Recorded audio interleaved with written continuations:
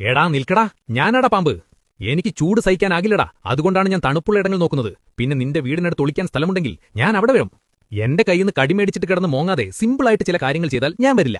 വീടിന് ചുറ്റും ഉണങ്ങിയ ഇലകളും ചവറുകളും പഴയ സാധനങ്ങളും കൂട്ടിവെക്കല്ലേ, അതൊക്കെ എനിക്ക് ഒളിക്കാൻ പറ്റിയ സൂപ്പർ സ്ഥലമാണ്. ചുറ്റുപാട് വൃത്തിയാക്കിയാൽ ഞാൻ ആ ഏരിയയിൽ തന്നെ വരില്ല. മതിലിനടുത്തും കിണറിനടുത്തും ബാത്റൂമിന്റെ പുറകിലും പുല്ല് വളർത്തിവെച്ചാൽ അതെനിക്ക് പെർഫെക്റ്റ് ഹൈഡിംഗ് സ്പോട്ടാണ്.